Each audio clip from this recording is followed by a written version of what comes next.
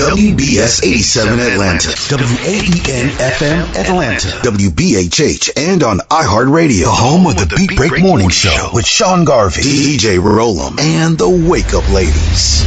This is Atlanta's new underground station, Beat Break 87 FM, where music and talk radio lives. Streaming online at beatbreakradiofm.com. The views and opinions expressed on this program does not necessarily reflect those of Beat Break 87 FM, Reach One Communications, volunteers, staff, and management of Reach One Communications. This portion of Beat Break Radio is only suitable for mature audiences and not suitable for young audiences. Listener discretion is advised. Are you listening? Damn.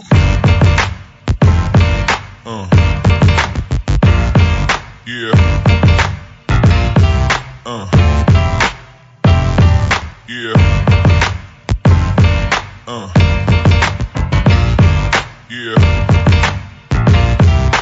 Hey, what's going on, everybody? I would like to welcome you into another episode of the Random Select Podcast. It's the podcast that's all about thought-provoking talk, and I am your host, Mario. I want to thank you guys for hanging out with me on this hump day, trying to get over the hump. Hopefully your hump is not too big for you to get over. Want to appreciate you guys for hanging out with me, whether you're at the gym, you're stuck in traffic, or you're at the office, or you're just chilling at the house. Definitely appreciate you guys hanging out with me. And if you like hanging out with me, guys, please share. Let everybody know that the Random Select Podcast is out here from 3 to 5, Monday through Friday. And if you just so happen to miss me right now, we re-air every weeknight from 10 to 12 p.m. Eastern Standard Time, guys.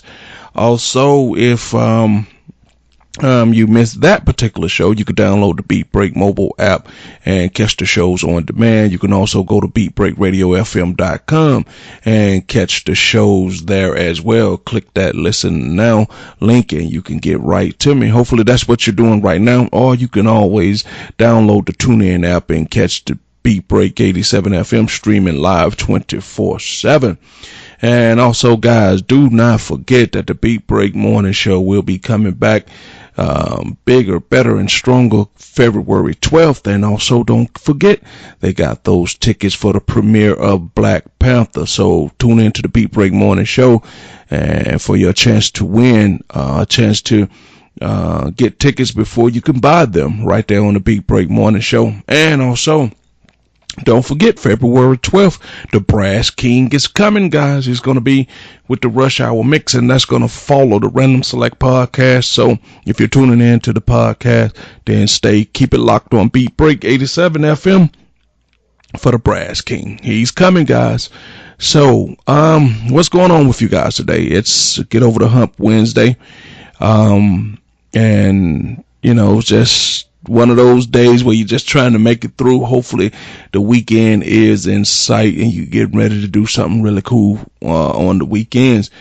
Today, guys, I just wanted to talk to all the parents out there who have kids, and I'm gonna play a little clip that's gonna sound like a commercial, but it's a true thing. You know, sometimes when we got our kids and you get going in life, sometimes kids will make you kind of lose your identity a little bit. Not to say that you don't love your kids or anything like that, but sometimes when you get going, your life becomes so focused around the kids that you tend to forget who you used to be and the things you like to do, because it becomes so focused on all the things that you're trying to provide for your kids. Everybody out here who has kids, if you're a normal thinking person, trying to give them a good life. But I used to always tell people, anybody who says that they don't need a break from their kids, you should be leery of that person, should beware of that person, because they are flat out, straight up lying to you. No matter how much you love your kids, no matter how much you want to do for your kids, no matter how much sacrifices you make for your kids, everybody gets tired of their kids sometime and need a break from their kids. And that includes me. I'm no different. Sometimes you just want a break. You just want to send them to their uncle, auntie, grandma house, somebody house, just to get them the hell away from you, you know. And like I said, you love your kids, you recharge your batteries, then you come back and everything goes back to normal. But this clip kind of shows how, child fatigue or kid fatigue can set in as a parent. And as a parent, in today's world, being a parent is more difficult now than at any period in our country, because how much rights and how much freedoms that they've given kids, almost to the point where the kids have more rights and freedoms than you do. And the kids feel that if they can't have their way, or if something goes wrong, they got all type of numbers they can call. They got, could come in, make any type of allegations against you, and defects would be all up in your house. And I've had that happen to me. I can't lie. I've had defects come to my house before. But before you start judging me, people, let me explain the situation to you, because I know you got some of those parents out there who don't believe in whooping kids and spanking kids. I want to send him to the corner so he can have a time out, and the problem with the timeout is you got to waste your time and make sure he stays in the corner for the timeout. And no, I don't work for NASA, so I'm not doing a rocket countdown for my kid to do anything. Once I tell you to do something, you're going to go do it. I'm not going 5, 4, 3. If I get to 1, Billy, you're going to be in trouble. 2, 1, and then he only does what he's supposed to do when you get down to 1.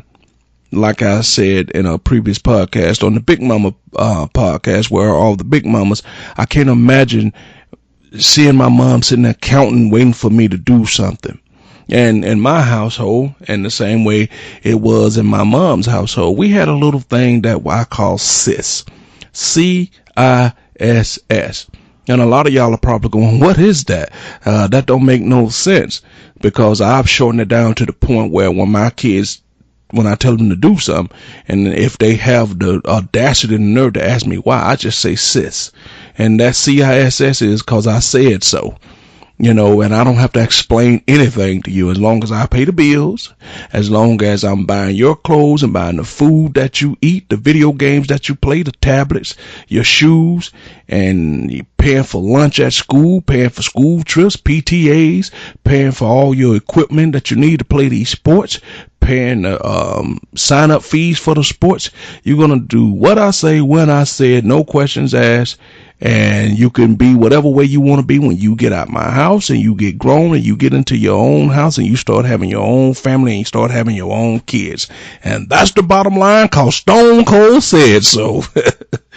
But it's just that these kids do not understand that what happened. What happens when you become a parent. You have to make the tough decisions for your kids. You have to be the voice of reason. You have to be the fear for your kids, because when they're young, they don't have that much reason and logic in them. And Lord knows, depending on what type of child or kid it is, they don't have that much fear in them. But back to what I was saying about the defects, because I know some of y'all are probably saying, he gonna just skate over that? My God, he's a monster. He beat his kids.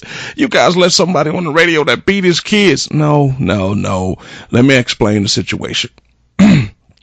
My daughter, Dominique, she wears glasses, right?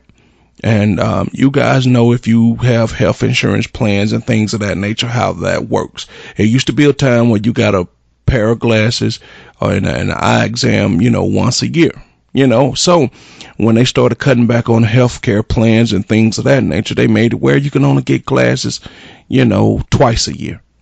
So my daughter wears glasses, and I had just recently bought her a pair of glasses.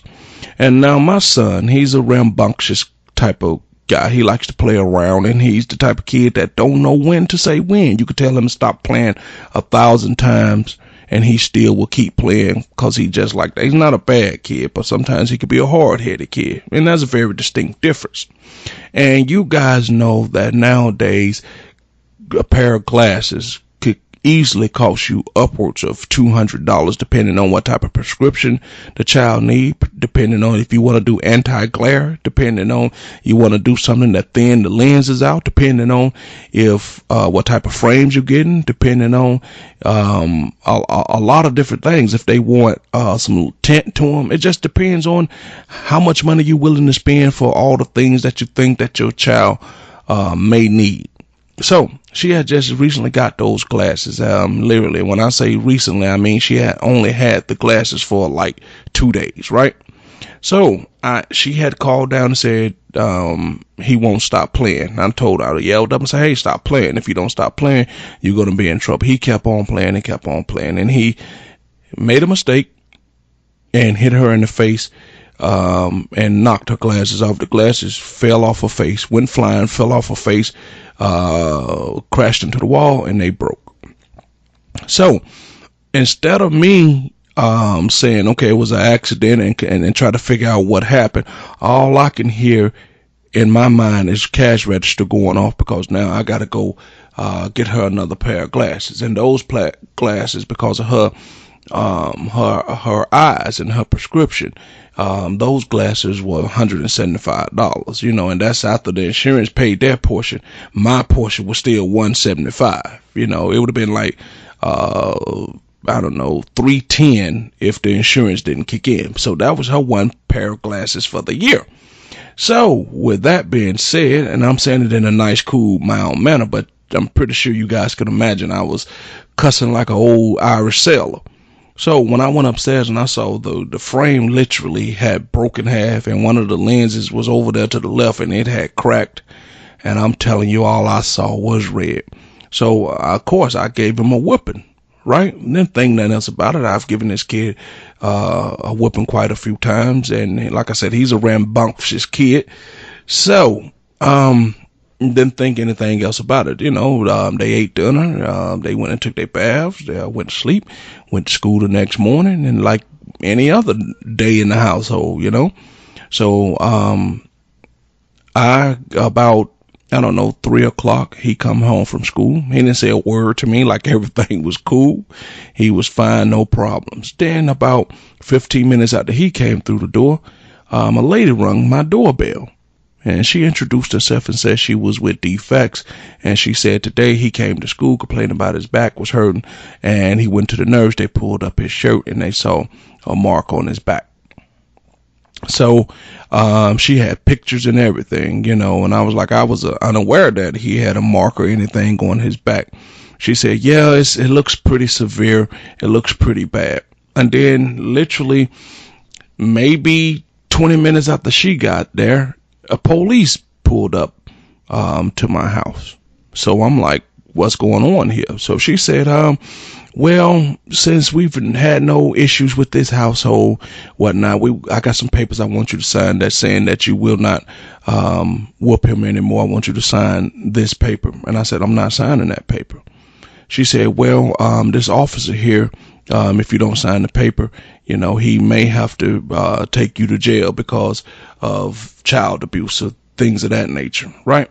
So I said, lady, I'm not signing no paper for you to come in who don't know me, don't know the situation, don't know me or my kids, anything like that. I'm not signing any paper that say I will not discipline my kid, because you would rather for me to discipline my kid right here, right now, than you guys spending hard-earned taxpayers' money to keep him incarcerated as a grown man. So I'm not signing any paper for you to come into my household, to sit in my living room and try to regulate me and tell me how to raise my kids. I would rather go to jail before I let you tell me how to raise my kids. That was a harmless, innocent mistake. Now, this kid, as I was whipping him, was flinging all around and trying not to be whooped, because I do my best to try to whoop him on his behind. But at the particular time, he didn't want to be whooped, so he fled around and he hit his back on his bunk bed. Had nothing to do with me, nothing that I did purposely or willfully or negligence or anything like that. He hit his back on his bunk bed. I never thought anything else about it. I didn't think it broke skin or did anything like that. He didn't even cry or anything like that when he hit the now it's one of those metal bunk beds, so I would imagine that it did hurt and things of that nature. So she said, so well, if you're not willing to sign the papers, I have no choice but to recommend that this officer take you into custody for child abuse. So the guy came in, he was a white officer. He came in, he said, let me talk to you on the front porch. So he came out and talked to me on the front porch and said, hey, look, due to the way the laws are and the way it is set up, I have to talk to you and stuff like that. He said, I went and looked at the kid. To me, it doesn't look like you hit him. I told him, I explained to him he hit his back on the bunk bed. So he came upstairs, he looked at the bunk bed, and he saw the spot where he hit on the bunk bed. And I was like, I didn't do that. So they both interviewed both of my kids, and my son said, no, he didn't do that. I hit my back on the bunk bed. And there's no way we could have rehearsed this story or got anything prepared, because she came in literally after he came in. At the point where she came and not rung the doorbell, I was helping my daughter with her homework. He was upstairs waiting for his turn to be helped with homework. So he called me out to the front porch and he says, look, I can't stand these laws. I hate the fact that they're telling parents that they can't discipline the kids. Me personally, I wouldn't even come here, but by law, I have to come, and this is the way DFACS work. He says, look, I'm not taking you to jail. He was like, just be careful on how you do it. And he's like, by law, you're not required to sign those papers. You don't have to sign those papers. And he was like, I don't condone them trying to tell you how to raise your kids. And then he was like, yes, I whoop my kids if things get out of hand, if they do something really bad, because sometimes kids are pushed to limits. And so when I went back in there, I just told her, no, I refuse to sign these papers. So she came to the officer and said, I recommend, and this was a black lady. She said, I recommend that he be taken into custody for child abuse. So my other daughter said, but he didn't do anything. Then she was like, you're not old enough to understand, what your father has done. And I said, ma'am, at this particular point, please do not talk to my daughter. You talk to her, you interview her. At this particular point, I told my daughter to go up to the room. So she told my daughter to stay there. I said, no, ma'am, you're not going to come in my house and start regulating and telling me where I pay a mortgage at, what I can and can't do as far as my kids go. I said, I will not have that happen. And this was why the cop was standing there. I said, I will not allow you to do this, because I know I'm a damn good father and I take care of my kids and I do everything I'm supposed to do. My kids are not neglected. They're not wanted for anything. This was just a freak accident that happened that I wasn't even aware that it happened. So you have to be careful when you start letting people outside of your home set policies and precedents for how you raise your kids inside your house. Because once you start letting them do that, then we're on a slippery slope here. And I'm saying that, I'm not saying that DFACS is not necessary, because they are, because you got a lot of bad parents and a lot of bad people that are neglecting kids and abusing kids and things of that nature. So yes, it has to be in place, but it's a fine line between them trying to do their job and them trying to tell you how to raise your kids. Cause long after you gone, I'm still got to be here in the trenches with these kids, trying to make sure I raise them the best way I can to be productive citizens of this community and this society. So I will not raise a deviant son under my watch thinking he could do whatever he want to do with no ramifications.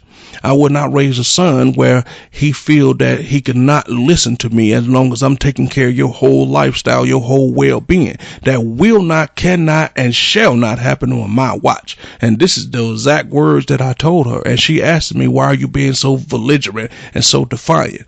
I said, ma'am, I'm not being belligerent or defiant. I'm just being honest, factual, and truthful with you. I will not let people who do not know me or know anything about me or my living situation or my kids come in and try to set the tone and precedents and rules and regulations inside of my household. So the cop said, ma'am, he doesn't have to sign those papers if he don't want to. Then she tried to say that signing the papers will help me put an end to this case. And if you don't sign the paper, we will keep the case open for 90 days. I said, you could keep this case open until these kids get grown and he have his own family, as far as I'm concerned, because you will not tell me that I cannot discipline my son. I would not have my kids walking around thinking that it's not a damn thing I can say to them or a damn thing I could do to punish them because somebody else outside of my household tell them that this is what it has to happen. This is what's going on. I will not happen. Not on my watch.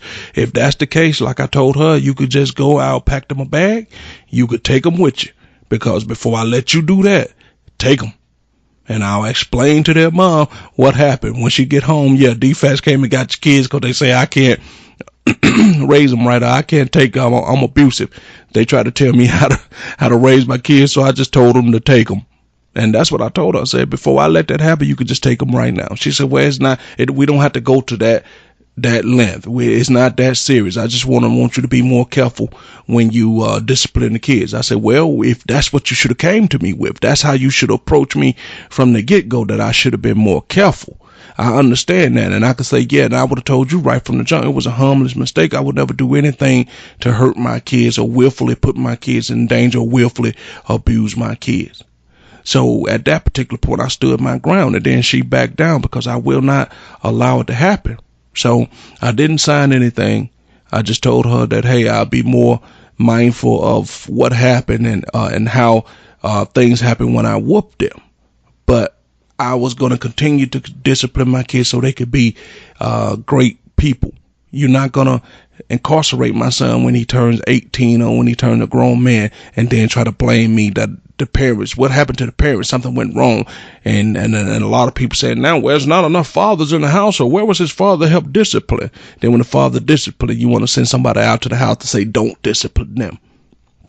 So, and that's pretty much how that went. So I can understand how sometimes you can have parent fatigue, because I've had DFACS come to my house and they sent me letters, and she came out, one more time after that and finally closed the case after a while. And, and every time she came, she had an attitude like, I can't believe you won't bend and break and cave in and cater to what I'm telling you. Don't you know I'm DFACS? You should be definitely afraid of me because we have the power to displace the kid out the home. Yeah, you might have the power to take him out the home, but I got the power to make sure he gonna do what he's supposed to do inside this home, and I will not let you take that away from me. So, and I'm just telling you guys this to say that parents can have fatigue too. So we're going to get into this. I think it's funny, but I also think it's a relevant thing. So listen to it and tell me what you guys think. Are you suffering from exhaustion, sleep deprivation, headaches? Is your hair thinning? Do you ever wonder to yourself, what happened? Then you might be suffering from parenting. Parenting affects 10 out of 10 mothers and fathers around the world and can lead to extreme debt and loss of self-identity. You may need a fucking break. A fucking break lets you step away from it all. Results of a fucking break may vary. Side effects include a sigh of relief, decrease in blood pressure, and hanging with the boys. Do not take a fucking break if there's no one watching your kids, and if you've taken one in the last 24 hours. Talk to your spouse before you take a fucking break. Parenting is not easy. Take a fucking break.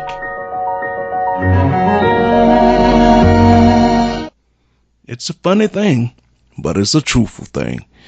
You do need a break when it comes to dealing with your kids. That's the bottom line. I mean, because what can happen is you could get parent fatigue. You can get to the point where you feel like, you just can't cope. Because think about all the situations over the past couple of years that we've seen people do dumb stuff. I think her name was Andrea Yates, the lady down in Houston, Texas, who killed like 5 of her kids. And you know what's her number one complaint? That her husband wasn't helping with the kids. Now, granted, that's a very, very, very extreme situation, and she was bipolar and she wasn't taking her meds and things of that nature. But it also makes you wonder that if he was helping out more, maybe she would have had time to remember to take her meds. Maybe she wouldn't have hit her breaking point. And I know the commercial was,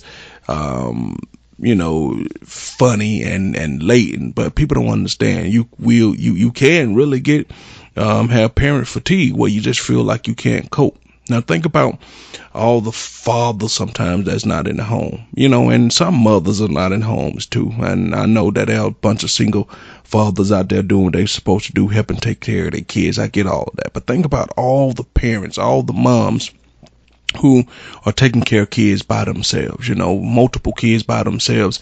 They got to play every freaking role. And I got a real soft, sore spot for this, because my mom was like that. She had to play every role, and thank God there was only me. I'm my only kid. Thank God I didn't have 4 or 5 brothers or sisters or something that this lady had to take care of, you know. And I don't want to make it seem like, you know, she was struggling and barely couldn't do it, but I see moments where she were. You know, I seen moments where my mom, you know, would come home from work. You know, she was a cook. She worked in a restaurant, and you guys probably know the restaurant. It's the Marriott Marquis, downtown Atlanta.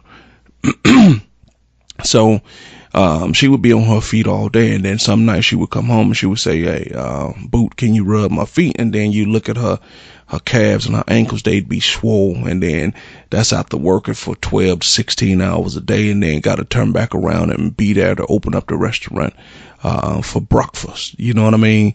And be there, and you saw how hard she had to work just to make sure I had things, just to make sure, you know, she could put food on the table. And thank God that my mom did work at a restaurant where she could bring food home sometimes, because it was time where, especially at the beginning of the month when rent was due, depending on how the pay period fall, or if something came up, you know, money was lacking and food was lacking, you know. So she had fatigue, and I saw nights, you know, where she didn't know I knew this, you know, but I'd hear her in there crying, you know, and on her knees and stuff, praying, asking God to make it, you know, let things get a little easier. Why it has so tough, you know, has to be so tough. I remember one night I got up in the middle of the night and I went to go to the bathroom, and I heard her praying, you know, to God, asking God, just get me through this period right here, and I'll try to make some changes in my life to try to make more money, try to do better. She was like, God, I come to you as your humble servant, and I ask, why do you put so much more on me? And I know you don't put anything on me that I can't handle. But she said, enough is enough. And I remember listening to my mom say that, and I didn't know who she was talking to at the particular time, you know, and, you know, looking back on it, you know, I know she was talking to God because there was nobody else, you know, in the room. But as a little kid, you don't think nothing of it. You just go back in there and go to bed, you know, go back into your little bubble and, you know, let the grown people deal with the grown people stuff. But when things get so hard and you get so fatigued and you get so tired, where you asking God and you saying, God, enough is enough, what do? You know what I mean? So, all right, guys, I will leave it right there before I get into a whole nother thing. But I just wanted to let you guys know that parent fatigue is a real thing. All right, we're up against the break. You're listening to the Random Select Podcast. I am your host, Mario, right here on Atlanta's new underground station, Beat Break 87 FM, where talk and music live. Atlanta's new underground station, Beat Break 87 FM, where music and talk radio lives. Hi, this is Clifford English, your host and producer of The Gospel Train. Join me every Sunday right here on Beat Break 87 FM radio. You will be encouraged, you will be equipped, you will be educated, you will be entertained, all while hearing the best in gospel music. Don't miss your connection with The Gospel Train right here on Beat Break 87 FM radio. BeatBreakRadioFM.com. We specialize in creating mobile apps for the entertainment industry. Go to bvmobileapps.com, click Get Started Now, create your account, choose your package, upload your content, and click Submit. BV Mobile Apps. Make it easy. Make it mobile. Hey world, it's your man Precise, and I have great news. The Precise Music app is finally available for your iPhone, Android, and BlackBerry through Amazon and other app stores. That's Precise Music. Music is spelled with a Z. Go get it for all things Precise. Powered by BlackVibes.com.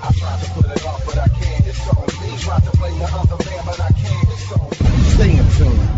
That's Precise Music. Music is spelled with a Z.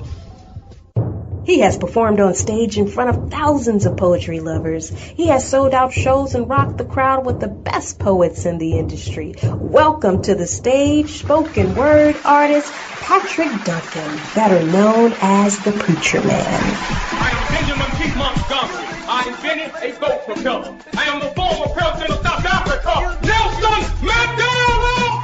Critically acclaimed spoken word artist, poet, writer, and the creator of Black on Purpose poetry TV series Wordplay. Patrick the Preacher Man Duncan is coming to a venue near you. Why is the only time we can come together as a nation is when there are acts of insanity, chaos, or devastation. Stay tuned to Beat Break 87 FM for updates on Patrick Duncan's upcoming arrival to your city. Visit cdbaby.com/CD/Patrick S. Duncan to order his latest album, What's Going On. Available online, including CD Baby and iTunes. I want this high to have no affiliation to a club or party. I want this high to be spiritual. For more info, go to BeatBreakRadioFM.com. Beat Break 87 FM wants to help you get the word out on your next community event. Hey, do you have an upcoming public service announcement that you want listeners to know about? Well, email us the info to psabeatbreak87@gmail.com so we can help spread the word. That's psabeatbreak87@gmail.com. If your event flyer has the words nonprofit, community, support, charity, and just describes everything about helping our community, please share the special event right here on Atlanta's new underground station, Beat Break 87 FM, where music and talk radio lives. When it comes to hip-hop, Don't stop.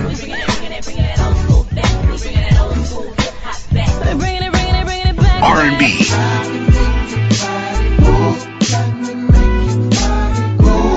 and talk radio, no one does it better than Beat Break 87 FM.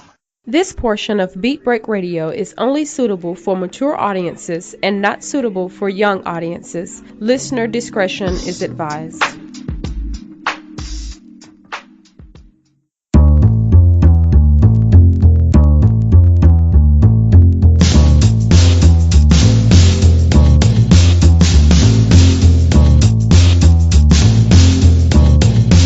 All right, guys, we're back from the break.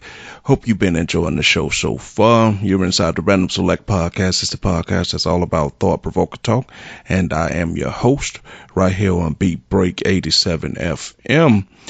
I am Mario. Last segment we talked about parents having fatigue and how kids are, and I kind of want to go in a different direction. I want to still talk about kids, but I want to go in a different direction. I want to just talk about the sheer audacity, how some of these kids are, and how we're starting to make, excuses for them.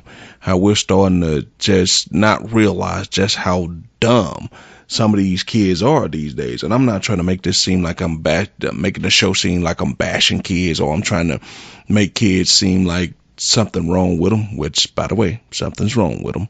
And I'm talking about my kids included, because they just be doing some of the most idiotic things that you would never think that kids would do. When we were coming up, the most dumb thing that you could think we would do, at least at some point, there was somebody in the crew, somebody in the clique that was the voice of reason for us. Somebody that would say, I don't think y'all should do that, or either I'm going home, or yeah, man, that's stupid. And then we all think about it and go, okay, yeah, that don't make no sense. That was dumb. That was stupid. But in this particular generation, we have kids that just do stuff because they see it on the internet, they see it on social media, so they feel they should try to duplicate it or replicate it, and what I'm making reference to is this stupid pod challenge for Tide, these pod ties. We see, these Tide pods, we see that these things are killing people. And for the life of me, I don't understand why Tide just won't repackage these things and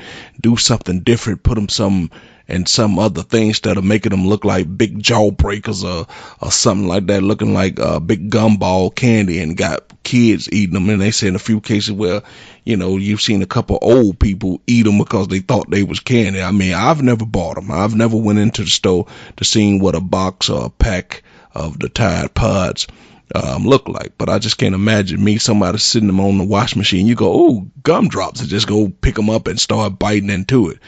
And at the same time, where are you keeping washing powder, things that go in your washing machine where the kids can get a hold of? I guess the parents should take some accountability in that, but I'm not even looking at it from that standpoint. I'm looking at it from the standpoint where now you got people purposely eating them. You got people purposely making Tide Pod pizzas, which is the dumbest thing in the world.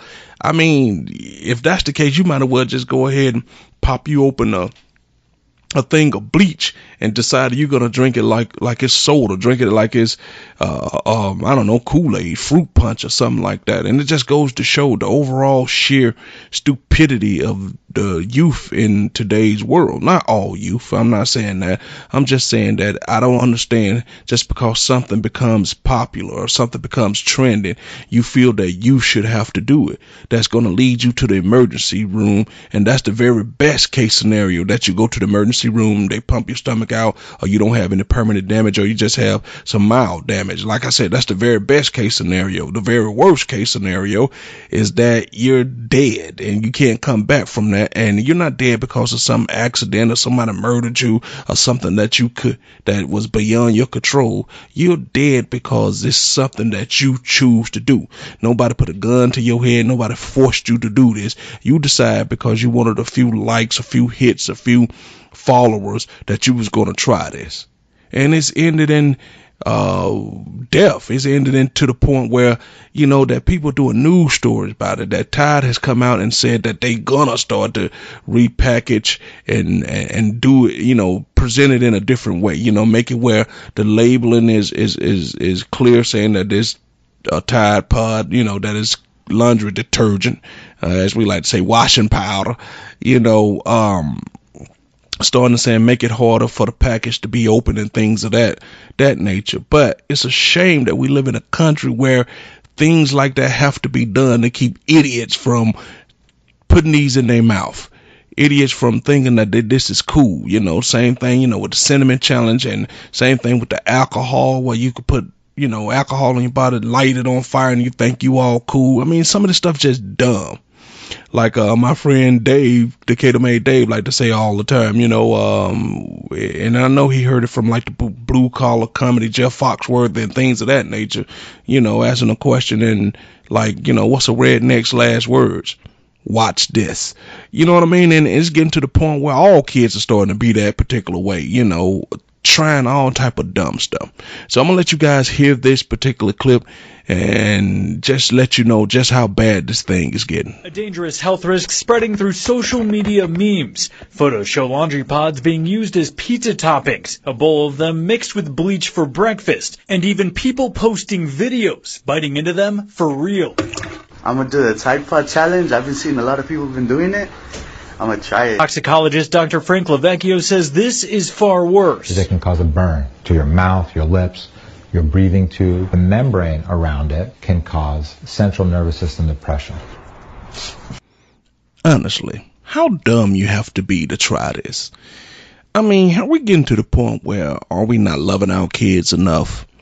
Is there not enough hugs being passed around? Is that not enough us telling them that we love them, that they feel that they need to go out and garner this type of attention due to social media because everybody else is doing it? I mean, as this man said, it could cause burning of the esophagus.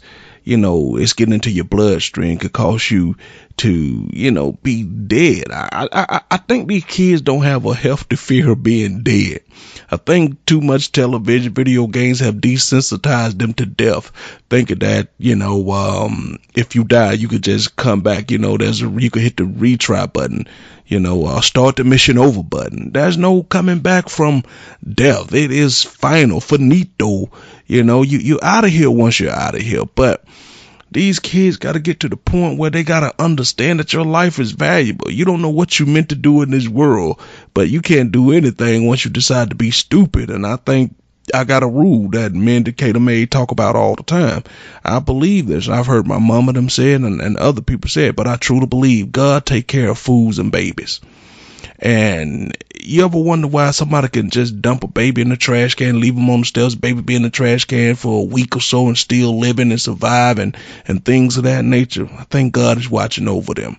You ever know somebody who's just naive, slow, foolish, artistic, or some type of mental issues and stuff? It seems like they just seem to survive when stuff happened to them, just because I really believe God take care of fools and babies.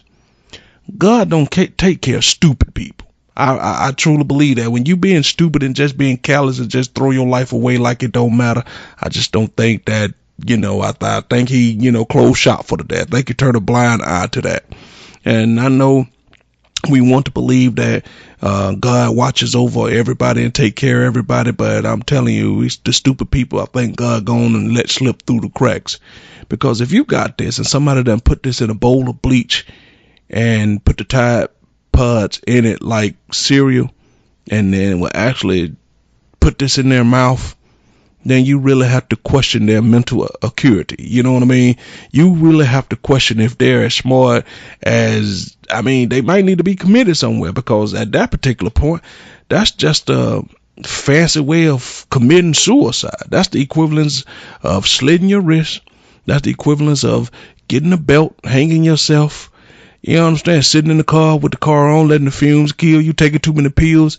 This is just a new age way of doing this, and they think it's all glorious until somebody got to call 911 for you, until somebody got to pump your stomach, carry you out on a gurney, and provided that you didn't do enough internal damage that you survived this.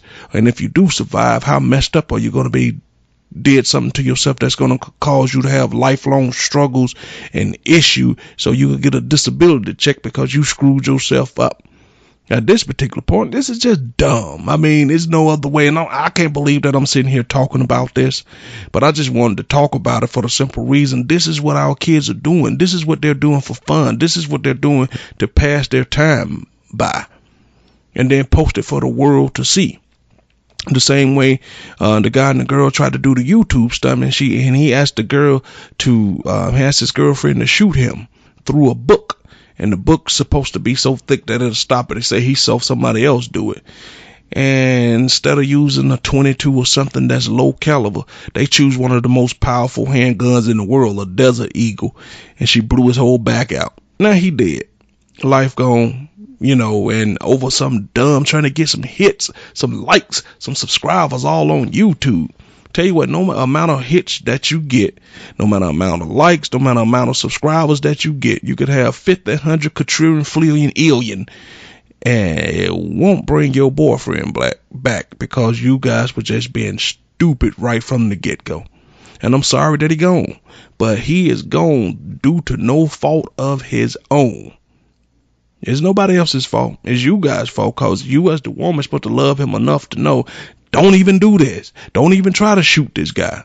And if you take a Tide Pod and you put it in your mouth willingly, knowingly, with all the stuff that's out there now saying that they could potentially kill you, harm you in such a way that you may not recover, then I feel no love lost for you.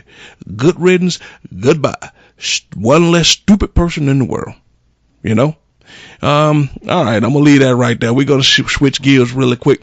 I got one more thing that I want to say about today's youth, and it's this thing that us as black people, when we live in the hood and when we have urban backgrounds and things of that nature, we can't ever see anything wrong when it comes to certain things, right? People will go out and rob, kill, and steal and go to jail, and we'll walk around with free Ray Ray shirts on. People be getting interviewed, and this person is a career criminal, and we all in the back throwing up signs and saying things like free Earl, free this person, free that person, when they are convicted criminals that your neighborhood and your community probably would be better off with them gone out your community, but you too naive, too stupid to see it.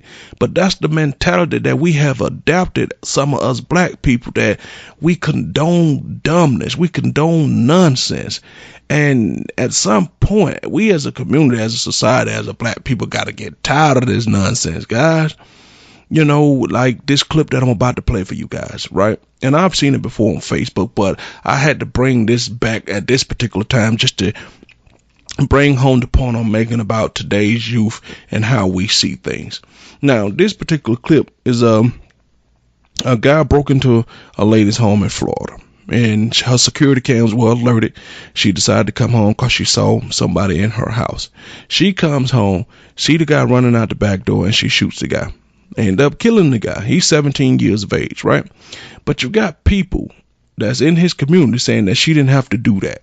She could have just waited till the police to come and then tried to justify why he was in the house, saying he was a good kid. He was going to college. How else he gonna get money and stuff to take care of his stuff, his school supply, buy his clothes?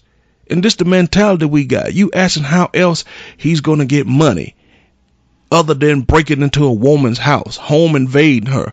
What if this woman had been home? You know, the type of fear and terror that this woman would have felt knowing that an intruder was in her home. He's 17 years old, and you saying this is his only option to get money and to get the things he need for school. And they saying he was a good kid. He wasn't a good kid. He was a freaking burglar. I almost caught myself. I almost let it out, but I caught myself. He was a burglar. He was a criminal, plain and simple. And people don't understand the cause and effect. Cause he broke into this lady's house. The effect was he got shot and he was killed. So I'm going to play the clip and just show you just how ignorant we can be at times, people. And there's no knock on my black people. It's just the facts. A homeowner fights back, shooting and killing a would-be burglar. Police say she shot and killed the teenage thief while he was climbing out of her window. CBS 4's Gabby Fleischman is live at the scene with the latest. Gabby. Vanessa, neighbors tell me that this home has been burglarized in the past, which is why the homeowner set up these surveillance cameras. Detectives say the security system actually alerted the homeowner of the break-in last night. We did get a chance to speak with the sister and the cousin of the young man who was killed, and they say they don't understand why that homeowner had to take matters into her own hands instead of waiting for police. I don't care if she have her gun license, her rights, or any of that. That is way beyond the law, way beyond. Relatives of 17-year-old Trayvon Johnson are angry. The teenager was shot and killed last night by a homeowner who police say was protecting her property. He was not supposed to die like this. He had a future ahead of him. Trayvon had goals. He was a very funny guy. He was very big on education. He loved going to school. He loved learning. Last night, Miami-Dade police say the D.A. Dorsey Technical College student burglarized a home south of 79th Street near I-95, just blocks away from where he lives. Detectives say the 54-year-old homeowner was alerted of the break-in by her security system. With officers already on their way, she rushed home to check things out, and police say she was armed. She observed a subject exiting the home through the rear. According to detectives, there was a confrontation and one shot was fired. Johnson was pronounced dead at the hospital. Hey, what's wrong with her? She did not have to shoot him. There's no reason that she should have waited until after he walked out the yard to try to shoot him. If she called the police already, then why would she shoot him? Relatives say they don't believe Johnson stole anything from the home, but detectives would not confirm that. You have to understand, you have to look at it from every child's point of view that was raised in the hood. How he gonna get his money to have clothes to go to school? While the investigation continues into whether the shooting was justified or not, detectives want to remind the public that, if possible, it's best not to take these types of situations into your own hands. If there's any type of situation that happens or they believe there's a burglary at their home or any type of confrontation, dial 911. Have the police go out and make that confrontation. That's what we're here for. And police say the homeowner is cooperating. She was taken in for questioning last night, but so far no charges have been filed against her. We're told that the state attorney's office is still reviewing the case. Live from Northwest Miami-Dade, Gabby Fleischman, CBS 4 News. First off, I want to ask the question, if faced with that, what would you guys do? I mean, at this particular point, this is a 54-year-old woman coming home, seeing some guy, I don't care what color he is, black or white, coming, Hispanic or whatever, coming out her back door. Am I missing something here? What would you guys do? You got to understand, this is a woman. She comes home and see a person coming out her back door. And what is she supposed to do at that particular point? She's scared out of her mind. She don't know if this person has a gun. And when today you got to assume that everybody is packing, and that's what me, Decatur May, Dave, and Frost Giant Will, you got to assume everybody has a gun. She don't know what this guy has. But the bottom line, before you get to all of that, he should not be in her home. period, point blank. That makes it breaking and entering. No matter whether he stole anything or not, that's almost irrelevant. That's besides the point. Once you decide to go in somebody's house when you're not invited, unlawfully breaking and entering, that makes you a criminal. That is a theft. That is a crime. No matter how they want to chalk it up, she didn't have to do him like that. She didn't have to shoot him. If the police was on the way, why would she shoot him? Why are y'all saying he didn't have to break in that lady's house? He didn't have to do what he did. This is all, like I said before the clip, cause and effect. You cannot blame this lady at this particular point. She don't know what she facing. She don't know what the situation is. She don't even know if he by himself. She don't even know if someone else is in the home. So all type of things are going through her mind. So, and at that particular point, she don't know if he's leaving because he's already cleaned her out and he was just coming back to put the finishing touches on it. She don't know. So for those girls to get up there and say that she didn't have to do him like that, he was big on education, he was a funny guy. If he was big on education, he would have learned somewhere along the way in school that what he was doing was wrong. And then chances are, they say the house had been broken into already at some point. He might have been the person that did it, since he felt so comfortable to go back to this lady's house. And I'm just speculating, and the young man is dead. He lost his life, but he lost his life due to everything that he set in motion. That's the one thing us black people got to get to the point where we understand everything is always somebody else's fault. It's not our fault. He would not have been in that situation if he would have decided not to break into this lady's home. Am I missing something? Am I the only sane person who in this world still believe that cause and effect has ramifications? Certain things get set in motion by your actions, by the things that you do. And obviously he can't be as good as they was trying to make him, can't be the choir boy that they was trying to make him out to be, because he broke into her house. And they're totally skating over the fact that what he did was a criminal act. Then say, how else is he going to get money to have the things he need to go to school and get his clothes? And then she said, you got to look at it from all perspectives when you come from the hood. You coming from the hood means what? That you're already predispositioned and prone to be a criminal? Prone to breaking people's house? Prone to rob people? Prone to jack people for their cars? Prone to sell drugs? I'm from the hood, and I'm telling you, you're not predispositioned to do this stuff. This is choices that you've made somewhere along the way that you want to do this stuff. I never felt the need that I wanted to break in somebody's house. And I grew up on the east side, McDonough Heights, Four Seasons, Thomasville, some of the roughest areas out there, Little Vietnam. And I felt no need to want to break in anybody's house. So I don't understand that whole argument of, just because he's from the hood, we got to look at it from his standpoint. You don't have to look at anything from that particular standpoint. The bottom line is this boy was wrong. And unfortunately, he's not around. He's not alive anymore to see the error of his ways, so he can try to make amends for that, because he got shot. She didn't maliciously shoot the boy. He was only shot one time. It's not like she felt like this was a hate crime and just hatred, just I'm gonna kill you, I'm just gonna empty my clip into you. No, she fired one time. So she had enough restraint to not just squeeze the trigger, keep squeezing the trigger till all the bullets were gone. No, it was one shot.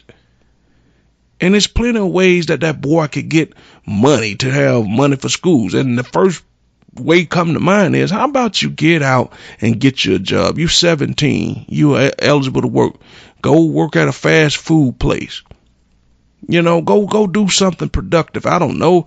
There's plenty of places where you can work at home now. It's all type of things, but we'll become so lazy and don't want to put the effort in, and don't want to get out there and get slow money, because it's just that. It's too slow coming in. It ain't enough. You can't ball with the big dogs. You can't run with the big horses. And and that's the way we see things. If money ain't coming fast, we don't want to even attempt it at all. And I'm just so tired of us taking up for dumbness. I'm so tired of us speaking on dumbness when we don't have to do this. You know, just admit he was wrong. It was a shame. You mourn your brother, you mourn your cousin, but at the end of the day, deep down in your heart, you got to say to yourself, this boy shouldn't have never broken into this lady's home. And that's the bottom line. And I hate to feel any type of way about it. I hate to say, oh, you know, that you know, I don't want you guys to think that I'm skating over the fact that somebody lost their life, because losing life is tragic no matter how you chalk it up, no matter up under no circumstance. You don't want anyone to lose their life over something, you know, that could have been prevented. This was a preventable thing.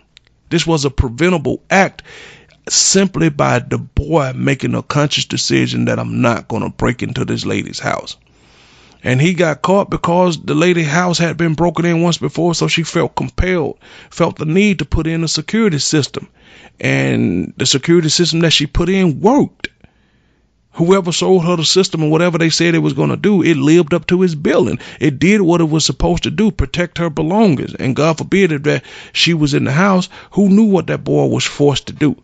You know, just to get out of there, knock her out, beat her up, or whatever. You know, she 54, she almost 60 years old. So what type of one-sided struggle would that have been?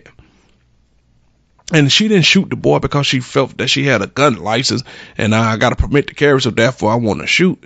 She shot because she was afraid. She shot because she felt she was protecting her property, her possessions, her house.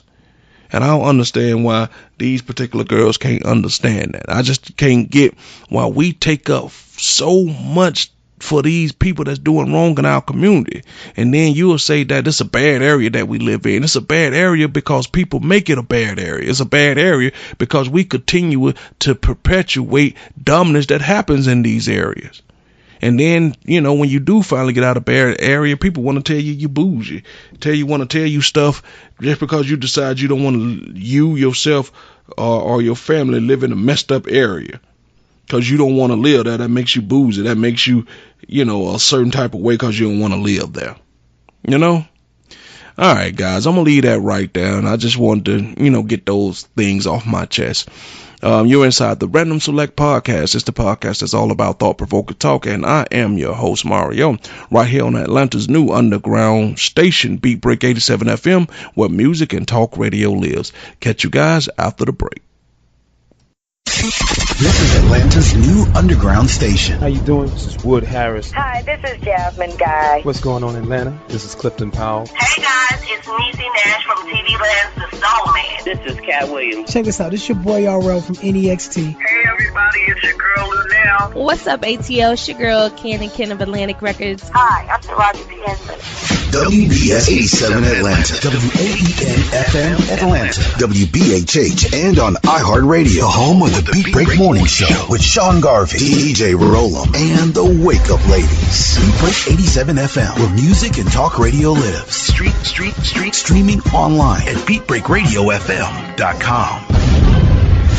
Download the TuneIn app to hear Beat Break 87 FM on your mobile device and listen to the Beat Break Morning Show. Weekday mornings only on Beat Break 87 FM, where music and talk radio lives. What's up, ATL? Make sure that you check out the D Here Radio Show on Beat Break 87 and BeatBreakRadioFM.com. Hey world, it's your man Precise, and I have great news. The Precise Music app is finally available for your iPhone, Android, and BlackBerry through Amazon and other app stores. That's Precise Music. Music is spelled with a Z. Go get it for all things precise. Powered by BlackVibes.com. I tried to put it off, but I can't. It's on me. Tried to blame the other man, but I can't. It's on me. Stay in tune. That's Precise Music. Music is spelled with a Z. We specialize in creating mobile apps for the entertainment industry. Go to bvmobileapps.com, click Get Started Now, create your account, choose your package, upload your content, and click Submit. BV Mobile Apps. Make it easy. Make it mobile. Listen to Beat Break 87 FM on the go. Download the Beat Break 87 FM app from the app marketplace, including Amazon, Google Play, and the App Store. View photos, videos, and Beat Break 87 shows on your mobile device. Download the Beat Break 87 FM app now for free. He has performed on stage in front of thousands of poetry lovers. He has sold out shows and rocked the crowd with the best poets in the industry. Welcome to the stage, spoken word artist Patrick Duncan, better known as the Preacher Man. I am Benjamin P. Montgomery. I invented a vote propeller. I am the former president of South Africa, Nelson Mandela. Critically acclaimed spoken word artist, poet, writer, and the creator of Black on Purpose poetry TV series Wordplay. Patrick the Preacher Man Duncan is coming to a venue near you. Why is the only time we can come together as a nation? It's when there are acts of insanity, chaos, or devastation. Stay tuned to Beat Break 87 FM for updates on Patrick Duncan's upcoming arrival to your city. Visit cdbaby.com/CD/Patrick S. Duncan to order his latest album, What's Going On. Available online, including CD Baby and iTunes. I want this high to have no affiliation to a political party. I want this high to be spiritual. For more info, go to BeatBreakRadioFM.com. Wake up weekday mornings to the Beat Break Morning Show and nod your head in bed to the 360 Mix Show. Weeknights on Atlanta's new underground station, Beat Break 87 FM, where music and talk radio lives. This portion of Beat Break Radio is only suitable for mature audiences and not suitable for young audiences. Listener discretion is advised.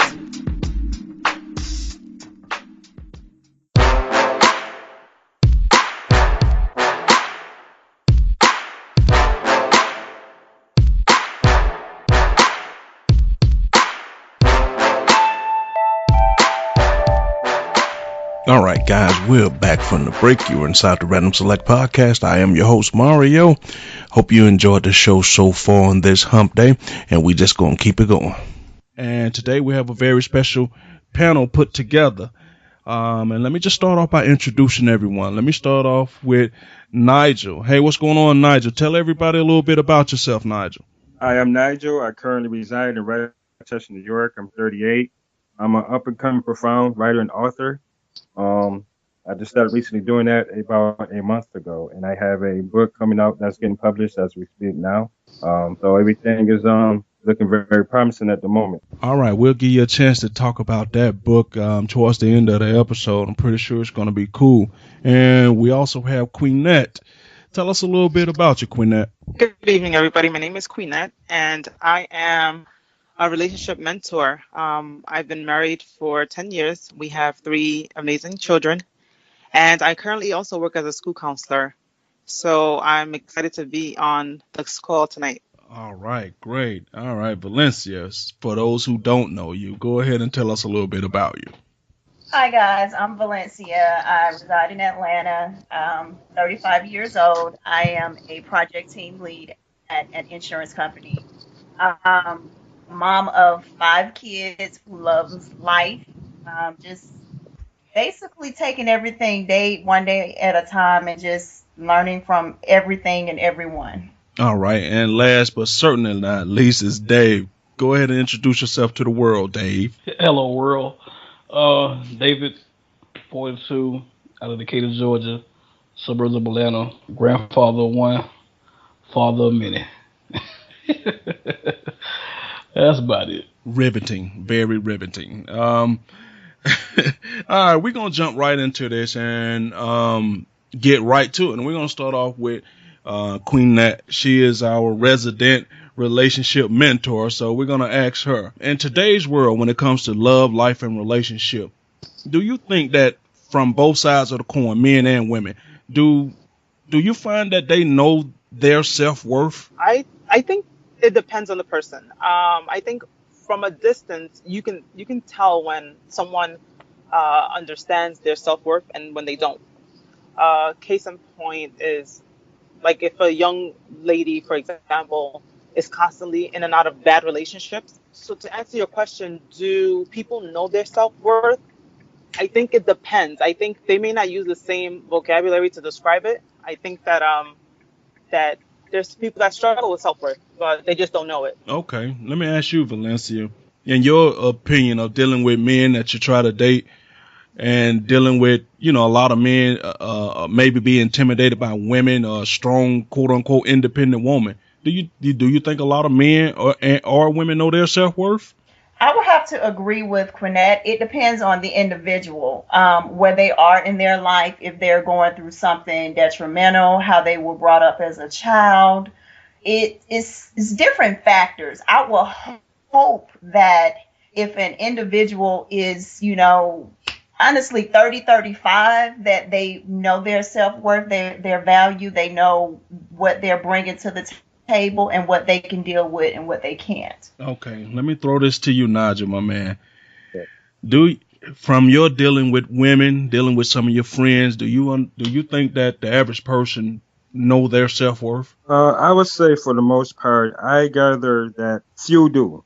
And that's based on, as Quinette and Valencia has described, I believe it also goes along with the person's self-esteem, far as the things they've been through, whether they've been put down or whether they feel as if they weren't really appreciated as an individual for, how can I put it, for all the things that they put into the relationship, to their best ability, whether it's enough for that person or not. Also goes to me to say as it depends on the circle of people that you have, as far as friends, family, whether they motivate you, whether they help you get your struggles pertaining to your relationship. Okay. So, Dave, really quick, I'm going to ask you, if you had to describe self-worth, how would you describe self-worth, Dave? People like to use the word, or you're saying self-worth, some people use the word standards now. It's just, you have a belief system in what you're willing to accept in a relationship and from a person.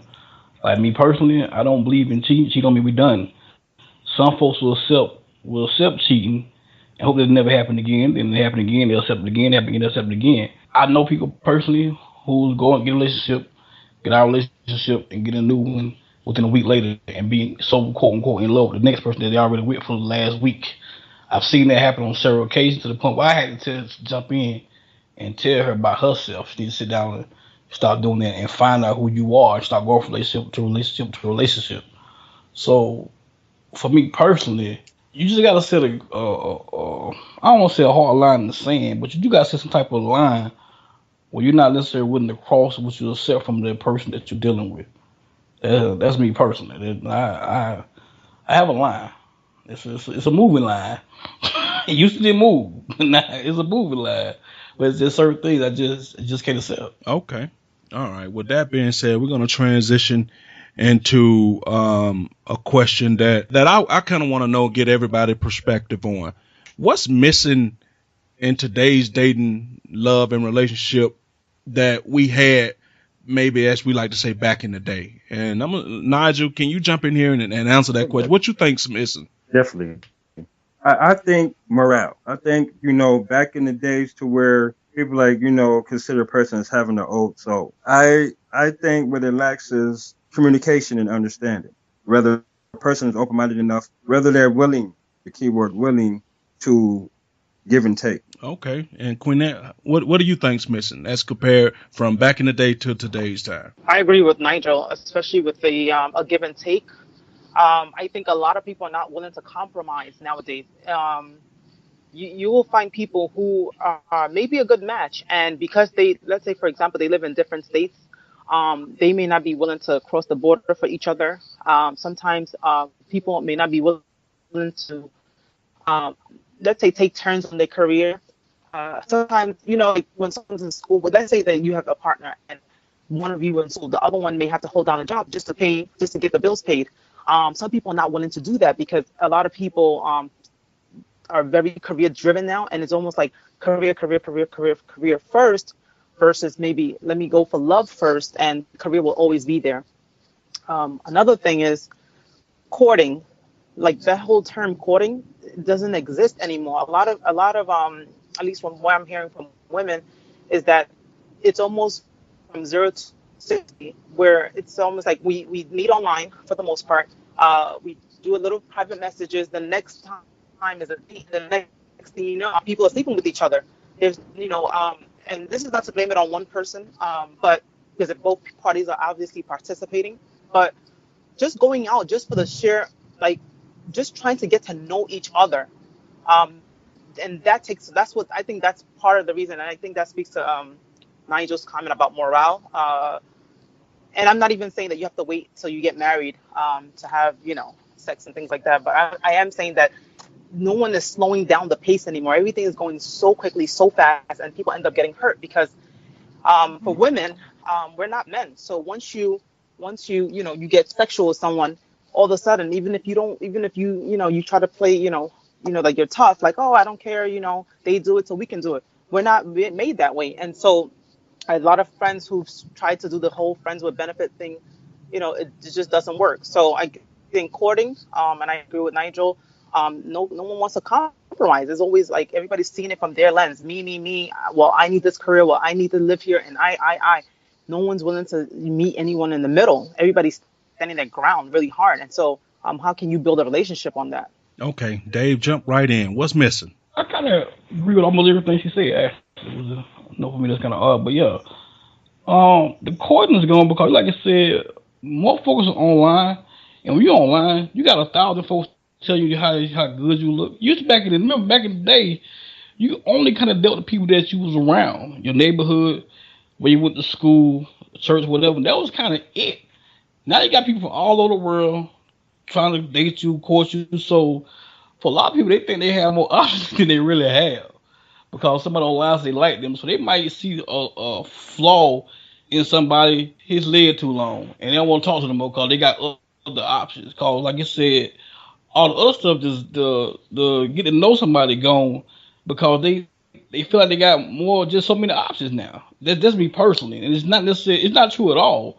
But people think that because somebody online say hey to them, that person really like them, want to talk to them. Like she said, a lot of people just, for the most part, trying to see you anyway. But a lot of women don't understand that, and a lot of women can't do the frame of benefits. You got a few that can, but a lot of women can't because they're trying to take that to another level that they can't take it to. So they should be honest with themselves from the start and just tell each other that I can't do this on a relationship.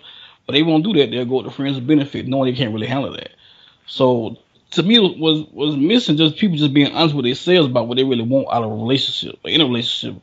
Because anybody can slow things down if they choose to. But some people just scared they don't be by themselves. So they don't slow that down. They'll be whatever just because they don't be by themselves. Okay. Wow. You covered like every question we had in that particular synopsis right there. But okay, Valencia, what's missing for you? I have to agree with everything with everyone has said. And then too, we also have to think about our society is different. We have younger mothers now, younger fathers. So we had examples back in the day, grandma, granddaddy, auntie, uncles. We had that, they told us they basically taught us how to act as a young lady, act as a young man. And it was a village raising one child versus today. You can't say anything. You can't chastise anyone's child. You can't go up to anyone and say, hey, your child was doing A, B, C, D without the mom or the dad ready to fight you because you shouldn't have said anything. Okay. All right. Well, we're going to go right into this question that Dave brought up when people about honesty and the truth. Do y'all find that when people say, hey, be honest with me, tell me the truth, I can handle it. Do y'all find that that's really the case, that people can handle the truth, Dave? No. I'm just say no. A lot of people don't want to hear the truth about nothing at all. That's why so much stuff just go bad so fast. Not just in relationships, but just normal life, just doing. Like we was talking about all the violent stuff going on here. There got to be somebody in the crew to say this ain't right. But it's just the same thing to me back to relationship. Nobody like the truth. Like I said, nobody. A lot of folks don't like the truth. If they did, you would have a lot of women out here wearing purple hair, gold hair, cause all their friends tell them, well, they look cute on you. They know damn well they look, but they know their friend don't want to hear the truth because they can't handle it. And they might lose that person as a friend. So just tell them, hey, they look good on you. On you, that look good. They know damn well they won't do it. I just saw a girl dead Kroger with purple hair holding her son. Like, you got purple hair, why? Why? Okay, all right, Nigel, let me ask you the question. If a woman came to you and say, hey, look, you want to run the field? You want to play around? Just be honest with me. Just tell me the truth. Are we leading towards something? And you be honest. Have you found in your past or you're dealing with people that they can handle the truth? For when I experienced both ends of the spectrum. for women or men that's really into the other person, I more or less feel as if they want to know the truth, but they still have a glimpse of hope that what they're about to hear is not going to be as hurtful as if the person were to lie to them as what they were expecting in the first place.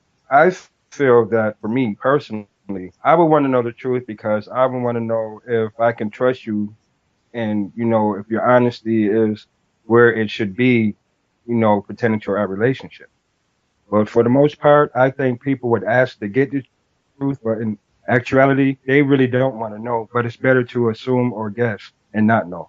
All right, well spoken, young man. Let's go to Queenette. Queenette, if a guy came to you and said, "Hey, look, I just want to play the field. I like you, and I'm being honest with you, but I'm going to see other women." Could you handle the truth? Personally, Queenette can handle the truth. Like, I appreciate that. That's actually what I respect in men. Men who are honest. That's why I love my husband, right? Because for me, like, I guess what I look for in an equality man, and are things like honesty. Like, so my list looks different from a lot of the lists that women have, and which is part of the problem. So really high on my list is trust. And if I can't trust you, we have nothing. Like, we might as well just pack it up because it's not going to work anyway.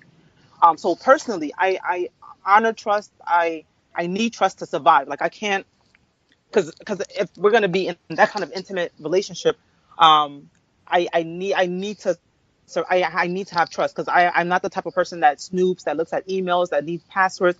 Because to me, if I don't have trust, then I don't have freedom. That means I feel like I would feel like a prisoner in a relationship if I have to, like, look at an email, if I have to worry about where he's going, if I have to worry about any of those things, then it will bring me back to my childhood, which is probably why I've evolved to be the way I am now. So personally speaking, I definitely need trust.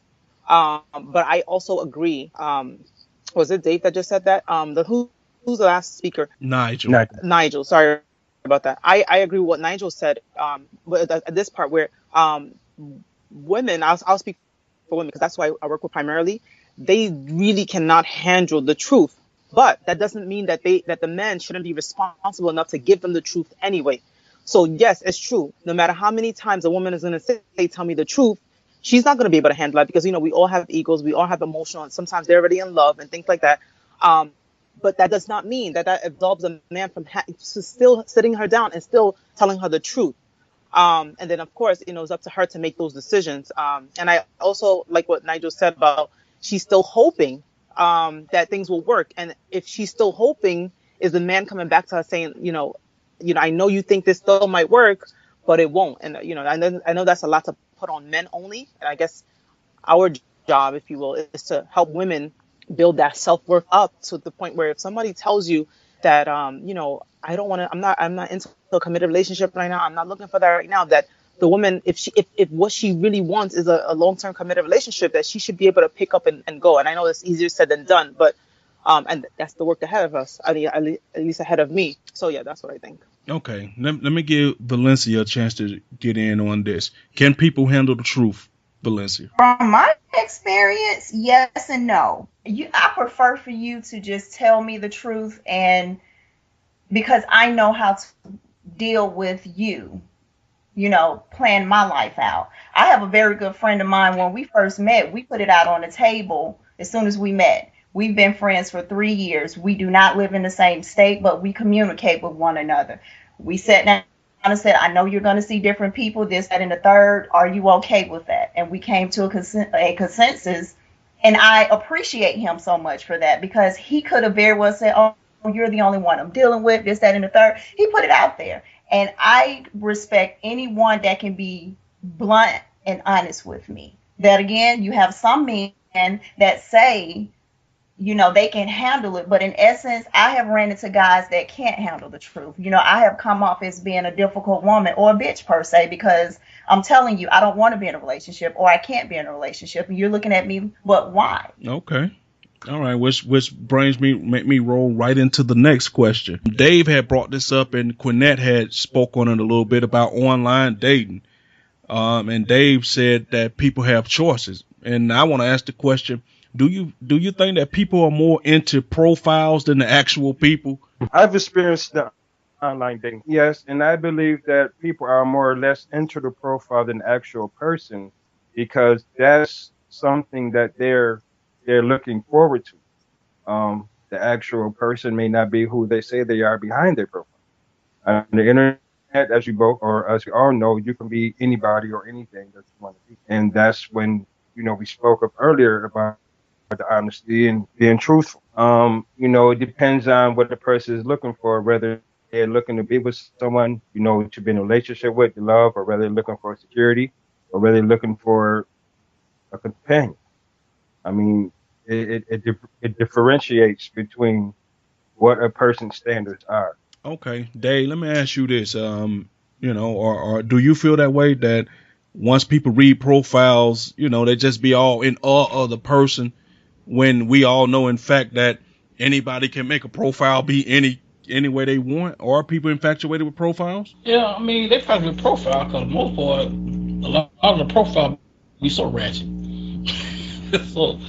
so people just hoping that a lot of people, well, it depends on where you at, what sites you on. Because some sites are really matchmaking sites, are really nice women looking for nice men, and a lot of them not like that though. A lot of them just, hey, look, this is my ass, and that's pretty much it. They write a little thing down, but guys be infatuated with that. They just infatuated with if they can get to it or not. I mean, 9 times out of 10, I'm gonna say nobody. 7 times out of 10, nobody's their profile. It just words on a piece of paper. So I say, yeah, more people are infatuated with the profile. Cause like I say, once you meet them, that go all out the window. It ain't go out the window quick, real fast. Okay, what about you, Valencia? How you feel about that? You know what? I'm just me personally, and forgive me for what I'm about to say. I'm so totally against online dating because it's just so many things that can go wrong with that. I mean, anybody can be anybody. It can be a kidnapper or whatever. And I get it. You have sites that are paid for and things of that nature. Me personally, I can't see myself doing it. I try to say what I won't do, but I just feel as though, no, I can't look at a profile and be like, oh, he's 6'4", he's an executive, blah, blah, blah, and he looks handsome. I can't even see myself saying I might go out with that person. I just can't. Okay. Let me ask you, and for men and women right now, because we seem to can't find that middle ground for us to all get along and find love and try to have commitment. Well, let's just say most of us. What is the biggest disconnect between men and women right now, in your opinion? No one wants to compromise. I feel like in the society now, it's all about what you can do for me. And it's a very selfish mentality. No one, I really feel as though, I know there are some people still looking for love that want that, but however, it seems like people just want to be together for convenience. Okay. What about you, Dave? Well, what's the one thing that men and women just can't seem to get right nowadays? I can't get right. Probably more so than anything with the responsibility of having finances. Because a lot of people just want somebody, unfortunately today, like I say, take care of them, take care of the other person. And it's not on the equality level, it's just, can this person support what I'm trying to do right now? And it ain't about getting together and building together. It's just about somebody giving somebody because it's cold outside. It's wintertime. So, I don't know, just not seeing eye to eye in today's era, relationship just kind of hard because, like I said, it's just so many people who don't, when you don't know yourself, you tend to follow the crowd and just do stuff. And it's hard, trust me, it's hard to talk to somebody that want to just be somebody they not, and you got to remind them that you're better than that. It's hard. Man, hard, bro, hard. Oh, okay. Queenette, let me ask you, I see that you're back. What is the biggest disconnect that you see between men and women right now? I think the biggest disconnect is that nowadays, right, more and more women are career driven, right? And the truth of a lot of more women want to work. So they're pushing back love and relationship a lot further, right? So now we have a lot of women who are in their 30s, right? So what hasn't been pushed back with technology and career is the childbearing years, right? And so when careers are in the forefront and technology's in the way. The childbearing years are still the same. Like women after 35, or and I'm not saying the ones that still have healthy babies after that. Of course, we know that does exist, but that pressure, there becomes a time where women are feeling pressured in their 30s, right, by society, by family members, even internally. So now when they're meeting men, they don't have time for games. They don't have time to court. I mean, they don't have time for any of those things, right? So some of them end up coming off too strong, right? So a guy's like, whoa, we just met. You talking about where is this going? I don't know where it's going because I don't know you, But then the woman is looking at her time like, thinking of the men as a business. And I'm not judging. I'm just saying, I'm just keeping it. I talk to a lot of women. This is what it is. And so they're looking at their time like, well, if you're not it, like I gotta go because I have to have babies, So it's almost like babies become almost like a business. And I don't know if I have enough time to share one little story of a friend of mine. Mario, is that okay, or should I? No, go ahead. Okay, so one of my friends, as of a year ago, she was around that age and stage, and she said, listen, she doesn't want to get married, so she just wanted a baby. So her boyfriend at the time, I don't even know if she considered him a boyfriend, but he thought, they were boyfriend and girlfriend. She got pregnant, had the baby. He wanted to marry her because he wanted to keep his family together. And she said no. And she comes from she's Nigerian. And she comes from a culture where, having a baby outside of your, outside of marriage is not okay. And she, because of, I don't know what it is, she's the one saying, no, I don't want this. I just wanted a kid before I can't have any kids anymore. So I'm not, and this is not to blame women because I have them, this is not just to blame women, but I'm just saying, like, because of the career being in the forefront, the time limit now, that they're giving themselves to find someone organically without so much pressure and, marry me now. And well, they're not coming out on dates authentically themselves. They're not coming out on dates carefree and just like, oh, I just want to have fun and get to know you. And I'm not saying don't take your date seriously, but no one wants to be with someone forever who seems like they have an agenda and the final agenda is a ring on my finger. That's not attractive. And so I think that's part of this thing, is that I don't know if men have considered that. A lot of women are pushing the time back, when they're really getting serious about dating, and that the age, the childbearing years are really, they're fighting with the time. And what hasn't changed is, again, like I said before, that 35 years old, that 35-year mark is still, alive and well. All right, guys, we're up against the break. We'll come back and then we'll wrap this up. Atlanta's new underground station, Beat Break 87 FM, where music and talk radio lives. Hi, this is Clifford English, your host and producer of The Gospel Train. Join me every Sunday right here on Beat Break 87 FM radio. You will be encouraged, you will be equipped, you will be educated, you will be entertained, all while hearing the best in gospel music. Don't miss your connection with The Gospel Train right here on Beat Break 87 FM radio. BeatBreakRadioFM.com. We specialize in creating mobile apps for the entertainment industry. Go to bvmobileapps.com, click Get Started Now, create your account, choose your package, upload your content, and click Submit. BV Mobile Apps. Make it easy. Make it mobile. Hey world, it's your man Precise, and I have great news. The Precise Music app is finally available for your iPhone, Android, and BlackBerry through Amazon and other app stores. That's Precise Music. Music is spelled with a Z. Go get it for all things Precise. Powered by BlackVibes.com.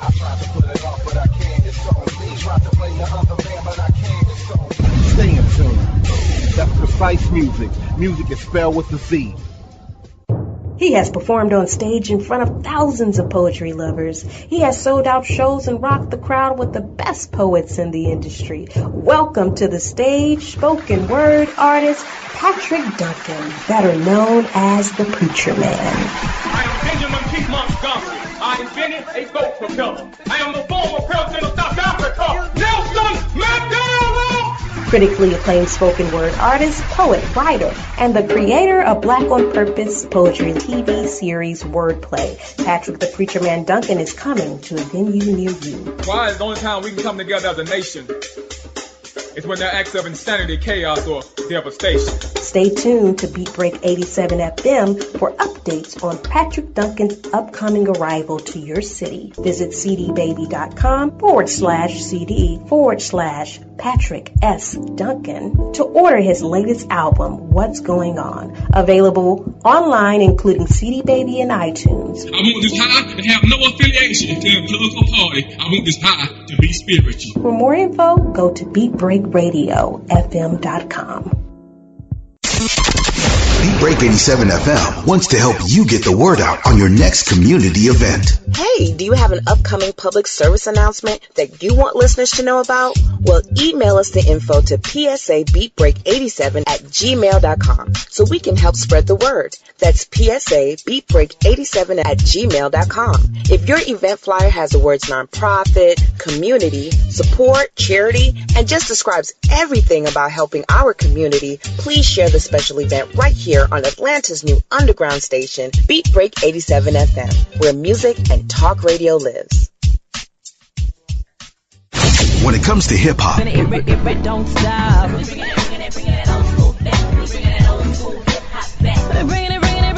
R&B,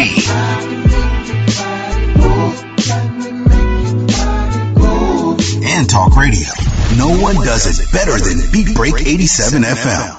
This portion of Beat Break Radio is only suitable for mature audiences and not suitable for young audiences. Listener discretion is advised.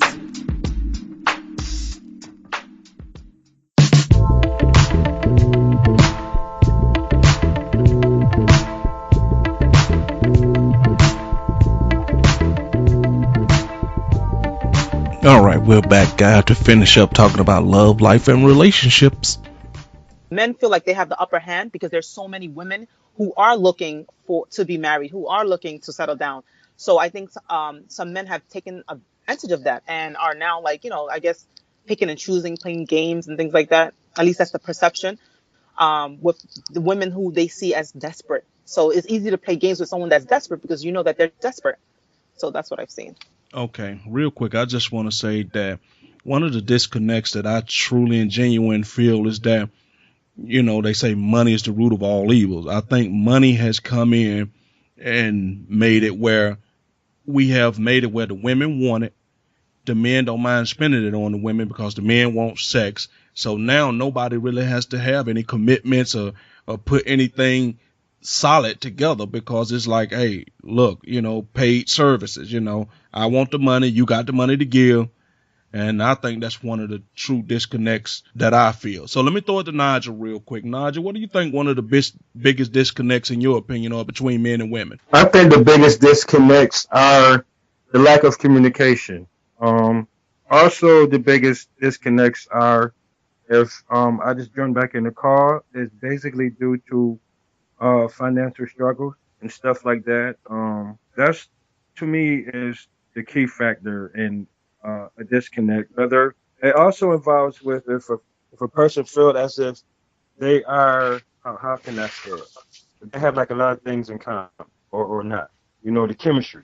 So Valencia, what do you feel about that? What do you think as far as the media and stuff like that go? What do you think are some of the biggest influence on how we view relationship these days? Is it the media? Is it the lesbian, gay, transgender community? Do people just feel like they have more options, that they don't have to just deal with this stuff? So what do you think is a big influence on relationships these days? I want to say options because everybody wants everything now. Everybody wants it done perfectly on the first go round. Of course, the media is there, but it's one of those, at some point, you have to take accountability for your life, for what it is that you want. And I have to circle back around to, you have to communicate this with whoever it is that you're dealing with or talking to, because at the end of the day, it's not fair if you want a female that's bisexual and she's not into that, but then it goes back to what Nigel was saying. If you see someone that's desperate, you're going to play head games with this person, and then this person really doesn't know their self-worth or value, so therefore they're putting themselves in a situation. So I don't know, it's just one of those things. a person really has to know who they are and just stick with that, be able to stand their ground. All right, Dave, let me ask you, do media play a big part in how we view relationships these days? Media, no. TV, yes. So I don't think the media necessarily really, well, it depends on what you watch. If you're watching their reality TV, or not even TMZ, it's hard for me to say that. I'll say TV in a way, yes. Because as you say, you look at TV, and you see these women with no common sense at all, but got these men chasing them. These men worth hundreds of thousands, millions of dollars. You're going to have a lot of women, for whatever reason, that they can get those same men. Like they are watching, what's my movie? I can't think of a movie with Queen Latifah, where her roommate dressed up to go to the basketball game just to catch a man, even though she broke it all outdoors and wound up married a basketball star. She got nothing, but she wound up married a basketball star. And I'm looking at this like this. I ain't saying it's unrealistic, but it's known to happen all the time. So yeah, it's a disconnect because, like I said, it's just the money aspect of it all. That people just they want what the next person have and will do what they gotta do to get it. There's no love in it, just want it. And let Lord knows, they go through a divorce, they won't have whatever that person made, even though they ain't helping make none of it. So that's a whole nother problem there. But I don't think media per se, but definitely TV. Okay. So let me ask you, Nigel. Do you think media play a role in how we view relationships and love and life these days? Well, yes, definitely. I believe that media has a major part to play in it because a lot of people would have, I'm not going to say a delusion, but they would have, how can I put it, expectation of what they see on the media, whether it's the internet, TV, or whatever. They try to apply that to their life. And, they get into the aspect of comparison, what they would want or if they did have. Also, I think it influenced a lot that goes on worldwide today, as a matter of fact. It has a lot of all sorts of different impacts on a person's perspective of, their relationship based on what they see on TV. Okay. So, Quinette, let me ask you, with a lot of options out there, like I said, as far as you don't have to be stuck with one gender or, multiple genders. Media, you see the people balling on television. You see women want to live the best life. So does media influence how we look at love and relationships? Yes, it does have a big influence in how people behave and how they act because a lot of people are watching TV. If you just look at what the Cosby Show did for us, when you can see the husband and wife while they're both working, right? Because and things like that. It's just mindset has changed in terms of working together as a team. So if you look at exactly where I think they had like 5 children. It was a happy home. They would sit down and have hard discussions. It wasn't that they didn't have problems. They solved it together.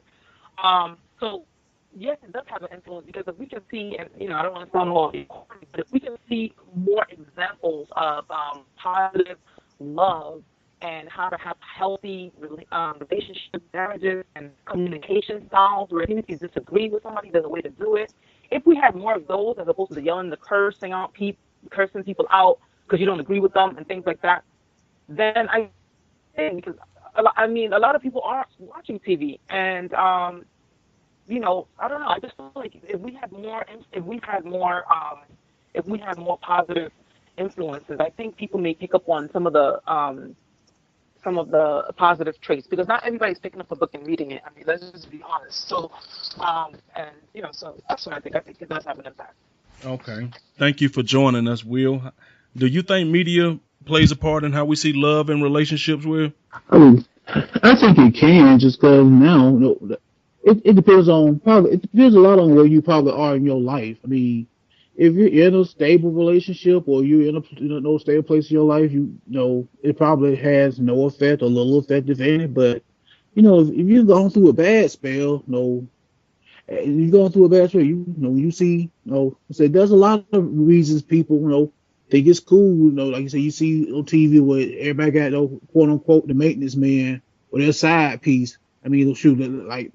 we've had this little podcast before. The whole public image of side chicks are winning. I mean, that's a story that's out there that's gaining steam because of stuff you just seen. I mean, because of the examples you've seen of side chicks winning. I mean, so it can have an effect if you're allowed to have an effect. I said. I mean, hopefully just in a place where it doesn't. Okay, let me get your opinion on this, Valencia. I'm just kind of torn, yes and no, because I have to agree with what Will was saying. It does depend on where a person is in their life. I'm not a TV person, so it's one of those where it can, because people are looking at a certain lifestyle or looking at what somebody else is going through or dealing with, and they want that. So of course they may try to portray that image, but unfortunately, yeah, to some degree, I agree. It does. It's horrible. Okay, so with that being said, I just want to ask this, and I know this is going off script a little bit, but I really want to get into this. Do we think that because people is more open to live alternative lifestyles, that people feel that being in a traditional relationship, I could take it or leave it, because if you don't act right, I always got the other side of the fence to play for? Do y'all think that has any, significance on why people are the way they are in relationship these days, Quinette? Personally, I don't think so. I don't think so for the majority of women. I don't think so. No, man. If you're a straight woman, you're straight. No. As a woman that will that way are just using it temporarily to mend their feelings but maybe, yeah, you're right. I may be a little bit naive on this part, so I'm going to defer this to someone else. At least the people around where I'm from, they're not going to the other side of the fence because they've been hurt. So somebody else might want to take this one on. Okay. Go ahead, Valencia. From what I know, and I have cousins that are into this alternative lifestyle, yes, they feel like if my husband doesn't do what he's supposed to do, then I have my girlfriend, because they have brought this into their homes. They have brought this into their bedrooms. So the alternative lifestyle, for whatever reason, it seems to be, if this doesn't work out, I have this. Lately I'm noticing that there are a lot of women that are open to being bisexual, to basically, live whatever lifestyle that they want to live. Okay, Dave, let me get your input on this. No man is making a decision, period. Not straight man. Women go back and forth because no matter what lifestyle you is. I don't necessarily agree with it, because no straight woman just goes, I'm tired of men, I'm gonna go lick on another woman right now, go fall over with a woman. That's not the way it works. You like a woman or you don't. I've known women that I thought was gay. I told her I think she was gay and she wanted to be gay. She didn't know she was at the time. She said she wasn't, It's that the answer to me is what I know. I don't think it's that easy. If you're already bisexual, then you're already bisexual. It's not the straight woman, I'm so tired of men, I'm gonna be gay and be a female. Because Lord knows, it's plenty of effed females that's gay too that'll mess over a woman just as well, just the same as a man. It's really no difference. Truth be told, it's all about the person you're dealing with. That's just about it. It's a lot of gay women that want to be act like me, that do the exact same thing. So there's no big difference. Either you're going to be on their side or you're not. It's not because the man hurt me so much, I'm going to find me a woman, because a woman got to be a better choice. That's not necessarily true at all, period. But no man has said, if that woman tricked me bad, I'm going to get with a man. Said no man. Okay, Will, go ahead, Will. Everything Dave just said. I said, everything Dave just said. If Dave played the low joker, I want to play the high joker. I said it's the exact same thing. I mean, no man, no straight man has ever said, you know what, that chick did me wrong. But let's do that. No straight man has ever said that, never will. And I believe no straight woman has ever said that. I said, if that's been your leanings since whenever you decide that was your leanings, that's fine. And today's other point, I said, I don't understand any woman who will say, men done me wrong, men treat me bad. The woman you with is sitting next to me getting a haircut. I don't get that. If you're a woman, I said, go find you a feminine woman if men did so bad, not a woman who acts like the same man that did you bad. That confuses me to no end. I've never understood that. Never. Okay, I'm gonna throw this question to Nigel real quick, but I do want to say don't underestimate the fact that we just talked about self-worth, and a lot of this falls up under when if you don't know your self-worth, it makes it easy for somebody to come in and convince you that this is what you want.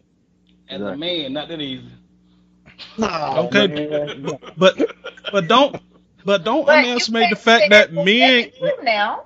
Yeah, don't underestimate the fact that there are a lot of men who don't know their self-worth and can easily be convinced. That's the same dude who could be convinced, hey, let's go rob a bank. 5 guys go do this and not one stand up and say this is a stupid idea. Right. Yeah, but that's a whole nother list. But what you all are saying is, and if I'm wrong, please correct me. Basically, what you're saying, a straight man cannot sit up here and be at the lowest point of his life, and a man come along and say, okay, well, we're gonna do A, B, C, D, and then he turned gay. No. But a woman, this is what I'm taking from it. But a woman, I've hit my lowest point. My husband, my boyfriend, whatever, he done me wrong. A woman comes along, she treats me right, helps me out, but then I turn gay. It's okay for me to be gay, but it's not okay for me as a straight woman become gay, but it's not okay for a straight man to become gay. I agree with Melissa. That is what it sounds like you guys are saying. That's not what we said. Wait, hold up. Give Will a chance. Go ahead, Will. I specifically said I don't believe a straight man or straight woman is just gonna be down in the dumps. I don't believe that. Now, if you straight, you straight. If anybody can come over to your point and say anything to you to make you say, you know what, I think that's a good idea. Those ideas are in your head before you hit your lowest point. Whether you want to acknowledge it or not. Nah. Okay, wait a minute, y'all. Okay. Let's give Nigel a chance to chime in on this. Go ahead, yeah. Nigel. Yeah, because I'm about to let the cat out the hat, man. I'm gonna tell you like this. Okay, in today's society, I think that, not to offend anybody, that it's more acceptable for a woman than a man due to the fact that theoretically, theory goes as a woman knows how a woman wants to be treated. Does that necessarily mean because she's having issues in her past or previous relationships, whether she's been abused, whether it was a point in her life where she's been raped or molested, and it's to the point to where she can't fathom the touch of another man due to the extent of her trauma. I can go to say is this. It depends on a person's self-worth and basically as well as their self-esteem, whether they're easily convinced to go against the grain. I don't typically think that a man or a woman that's 100% straight will actually turn to a situation to become either gay or bisexual. I just, in my eyes, I just don't see that happening to that extent. Now, you have choices that you can make, whether you can take time out for a little while and do your thing, however you choose to do it to satisfy yourself or whatever. But at the end of the day, you have to do what's best for you in your previous situation. I mean, we lose some, we win some, but we live and learn each and every day. Okay, any rebuttal to what Nigel was saying? Anybody want to follow that up? No rebuttal, but I just like to say that I did say no straight woman or straight man to say what Will said. We just say all of a sudden. If you go to no straight woman to just say a straight man has said this person has done me wrong, I'm going to the other team. To me, it just don't work like that. And I'm saying especially for a straight, for either side, but definitely for me being a man, especially for a man. Hey, my spouse did me so wrong. I'm gonna go find me somebody named Larry. That ain't gonna happen with me. Nobody, no male I know. It just Dave and Will, I apologize. I didn't hear that part when you all said gay man, I mean a straight woman or man. But what because I've seen this. I have seen this with my own eyes. You cannot. I'm sorry. Go ahead. I'm sorry. I have seen this. I have a relative that was in an abusive relationship, and it also is basically circling back around to self-worth. My cousin was beaten for almost 11 years of her marriage. When she got out of that relationship and got her and her kids away from there, she didn't deal with anyone for almost 5 years out of fear of another man. So therefore, her coworker, and I know her coworker, I didn't even know the woman was gay at all. I had no clue. Nobody had a clue. But she helped my cousin get out of this part, get through this part in her life, and now they have been together for the last 6-7 years. So that's what I'm saying. You can't say that a 100% male or female cannot change their mind, because you don't know what that person has gone through and where they are mentally. Right. That's true. That's sort of like what Nigel was saying, that, you know, depending on what a person's been through. But that's a good transition into this question. I'll let Queenette start it off. Are dysfunctional relationships becoming the norm in today's society?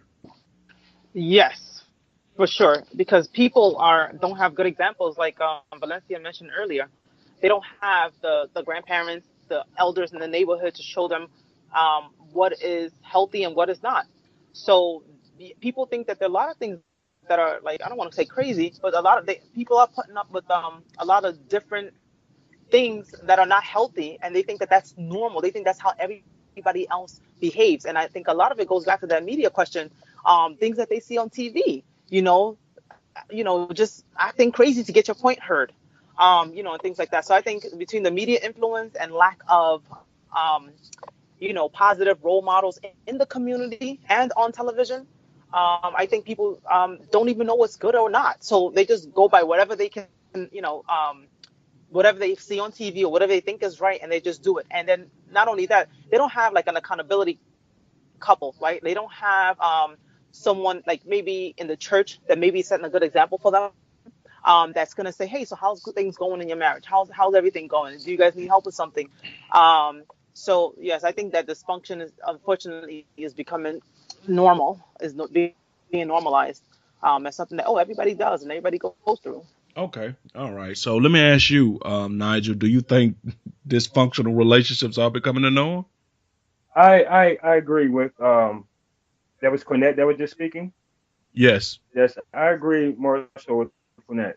Also, I believe that everything is of a habitual pattern. Like if you're used to seeing your mom or your father argue and fight, or they have some type of drug addiction or alcoholism abuse, that can be carried with the person for quite some time until they are in a different environment, and then they can look back and say, wow, my family was really messed up. But at the end of the day, that becomes a part of that individual, and it can turn out to where that's how they raise their kid, or they themselves become abusive because it's a sense of losing control, or the sense to gain control, to be in control. So yes, to me, in today's society, yes, I think dysfunctional, relationships are the norm, because nobody really values communication, understanding, different perspective. You have people who, basically say old habits die slow. So, a person has to be more or less content, rooted, and grounded, and also be self-balanced to actually break away from the dysfunctional aspect of a relationship. Okay, let me ask you, Will, how do you feel about that? See, I think I feel the opposite. I think there's been a dysfunctional relationship from the beginning of time. It's just the fact that we never knew about it because we didn't have news, folks were more private, didn't have Facebook and stuff where people put all their business in the street, which is probably its own set of issues in regards to relationships. But I mean, for no other, if you take something as simple as the color purple, I said, I say there's a lesbian relationship in The Color Purple. That was back in the quote unquote good old days where, you know, there was a central family and all this, that. I mean, there's been dysfunction since the beginning of time. It's just, I mean, there's always going to be something like that because we're human. So there's always going to be some form of dysfunction or something that doesn't make sense. It doesn't mean it has to be the standard, but it's always has existed. Okay. Valencia? I have to agree with everyone that spoke. Yes, it's becoming a norm, but at the same time, it's not. And when I say it's becoming a norm, when you think about like what Will just said, Facebook, everybody knows if something is going on in your household, this, that, and the third. When you look at these silly reality TV shows, case in point, what is it, Jocelyn and Stevie J? They posting all of the foolishness that's going on with them. You know, she's bleaching the clothes, and then, you know, the little girl, the little 17, 18-year-old couple that's next door, she may go out and do the exact same thing. So we don't have role models anymore. We just don't. And it's sad, but we don't have anyone to basically look up to and say, you know what, let me try to be more like this person. Let me try to handle things like that person, or even try to reach out to someone that may know better. Because nowadays, you know, grandmas, they don't want to be called grandma. You better not call them grandma, you know. So it's really, no one has anyone to basically help them, so to speak, if help is needed. Okay. All right. We're going to get ready to wrap this up in a little bit. But Dave, let me give you a chance to answer this question, then we'll get everybody's final thought. My answer is, to me, like Will said, it's not normal, it's just more publicized. Like I said, Ike beat Tina beat Ike up for years. Well, obviously, Ike beat Tina up for years till they went down in a limousine. That's a whole other story. But everybody posted their business more so than they used to. Because we know plenty of people who was messed up in the, like case in point, like we always say, in our whole neighborhood, it was 2 daddies, maybe 3 tops. So it's been dysfunction active for a long time. It's nothing new. What's new is the accessibility of everybody just putting it out there. And that's just a problem I have with anything. I tell people at work all the time, the guys I work with is younger than me, y'all talk too damn much. Y'all tell all y'all business. Y'all got to shut up sometimes and let something be a mystery. But that's not the world we live in right now. If somebody hit you with a black eye, they're going to take a picture and throw it on Facebook. And the same person that you mad at, they're going to stay with that person regardless. So it's to me, is a normal? No. Is it a new normal? Probably yes, because it's just more people are able to talk about it a lot more. Period. That's it. I mean, that's just the bottom line to me. All right, guys, that's going to do it for today's show. Thank you for tuning in to the Random Select Podcast. It's the podcast that's all about thought-provoking talk. I am your host, Mario, right here on Atlanta's new underground station, Beat Break 87 FM, where music and talk radio lives. See you tomorrow, guys. This is Atlanta's new underground station. How you doing? This is Wood Harris. Hi, this is Jasmine Guy. What's going on in Atlanta? This is Clifton Powell. Hey guys, it's Niecy Nash from TV Land's The Soul Man. This is Cat Williams. Check this out. This is your boy RL from NEXT. Hey everybody, it's your girl Lunel. What's up, ATL? It's your girl, Ken of Atlantic Records. Hi, I'm Taraji P. Henson. WBS 87 Atlanta, WAEN FM Atlanta, WBHH, and on iHeartRadio, home of the Beat Break Morning Show with Sean Garvey, DJ Rollum, and the Wake Up Ladies. Beat Break 87 FM, where music and talk radio lives. Streaming online at BeatBreakRadioFM.com. Download the TuneIn app to hear Beat Break 87 FM on your mobile device and listen to the Beat Break Morning Show. Weekday mornings only on Beat Break 87 FM, where music and talk radio lives. What's up, ATL? Make sure that you check out the D Here Radio Show on Beat Break 87 and BeatBreakRadioFM.com. Hey world, it's your man Precise, and I have great news. The Precise Music app is finally available for your iPhone, Android, and BlackBerry through Amazon and other app stores. That's Precise Music. Music is spelled with a Z. Go get it for all things Precise. Powered by BlackVibes.com. I tried to put it off, but I can't. It's on me. Tried to blame the other man, but I can't. It's on me. Stay in tune. That's Precise Music. Music is spelled with a Z. We specialize in creating mobile apps for the entertainment industry. Go to bvmobileapps.com, click Get Started Now, create your account, choose your package, upload your content, and click Submit. BV Mobile Apps. Make it easy. Make it mobile. Listen to Beat Break 87 FM on the go. Download the Beat Break 87 FM app from the app marketplace, including Amazon, Google Play, and the App Store. View photos, videos, and Beat Break 87 shows on your mobile device. Download the Beat Break 87 FM app now for free. He has performed on stage in front of thousands of poetry lovers. He has sold out shows and rocked the crowd with the best poets in the industry. Welcome to the stage, spoken word artist, Patrick Duncan, better known as the Preacher Man. I am Benjamin P. Montgomery. I invented a vote propeller. I am the former president of South Africa, Nelson Mandela! Critically acclaimed spoken word artist, poet, writer, and the creator of Black on Purpose poetry TV series Wordplay. Patrick the Preacher Man Duncan is coming to a venue near you. Why is the only time we can come together as a nation is when there are acts of insanity, chaos, or devastation. Stay tuned to Beat Break 87 FM for updates on Patrick Duncan's upcoming arrival to your city. Visit cdbaby.com/CD/Patrick S. Duncan to order his latest album, What's Going On. Available online, including CD Baby and iTunes. I want this high to have no affiliation to a political party. I want this high to be spiritual. For more info, go to BeatBreakRadioFM.com. Wake up weekday mornings to the Beat Break Morning Show and nod your head in bed to the 360 Mix Show. Weeknights on Atlanta's new underground station, Beat Break 87 FM, where music and talk radio lives.